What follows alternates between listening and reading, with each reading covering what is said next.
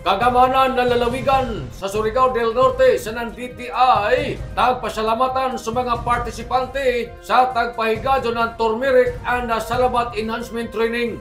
Dako na pasalamat sa mga partisipante sa tagapahigadyo ng Turmeric sa Salabat Enhancement Training ngadto na nila ni Provincial Governor Lyndon Barbers ubos sa ija liderato sa buhatan ng Department of Trade and Industry kon DTI nga ila taghatagan ng dako na atensyon ang isa ka kooperatiba ng munisipyo ng Santa Monica, Siargao Island.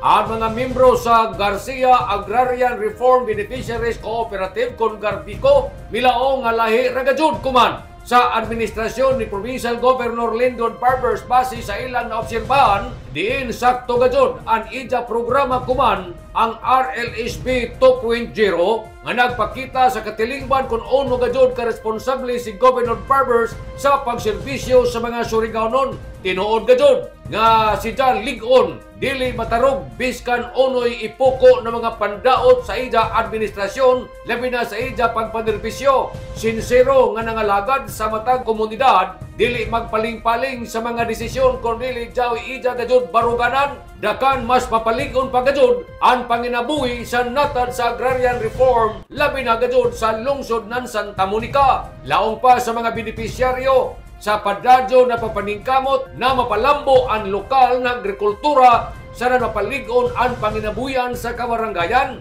Nahimugso ang Turmeric and Salabat Enhancement Training kaiban ang coconut and dried vegetable processing niadto nga Hulyo 15 ning tuig 2025 dito sa pasilidad ng Garcia Agrarian Reform Beneficiaries Cooperative kon Garbico dito sa may Barangay Garcia, Santa Monica ding lalawigan sa Surigao del Norte. Ang naiskutan ng kalyukan tagpasyugdahan ng Department of Trade and Industry kon DTI dini sa atong lalawigan sa Surigao del Norte pinaagi na sa Comprehensive Agrarian Reform Program kon CARP saran kaiban na teknikal na tabang ni Miss Maricel J. Maturan gikan sa Office of the Provincial Agriculture kon upag ana mga membro sa Garbico ang aktibo nga nagapil sa pagbansay sa sakto na pagdumaya ang pagpangandam sa pagproseso sa turmeric kon luya, lagundi, lubi sa lain-lain na mga gulay para mahimo ini na may taas na kita na mga produkto.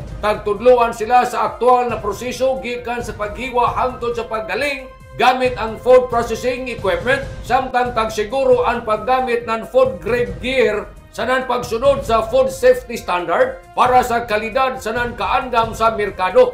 Amo ini ang mga produkto na taghimo sa training: sugar-free turmeric powder, sugar-free salabat ginger powder, sugar-free lagundi powder, sugar-free 3-in-1 herbal powder mix, coconut chips, dried vegetable, ready to cook packs. Ini na aktibidad kabay sa pagpaningkamot sa probinsya ng Surigao del Norte na masuportahan ang mga micro, small and medium enterprises sa agrarian reform communities kung ARCs pinagi sa agribusiness training para ang mga produkto gikan sa uma mahimo na self-stable, healthy, sanan andam na ibaligya sa merkado. Nagpakita sa ini ng kusgan na kolaborasyon tali sa DTI upag sanan Garbico para sa food innovation, sustainability, sanan na inclusive growth sa rehiyon. Isa ka tin-aw na ihimplo na dili ra produkto ang nakatujuan kundi oportunidad para sa kabaguhan sanan kalambuan sa komunidad.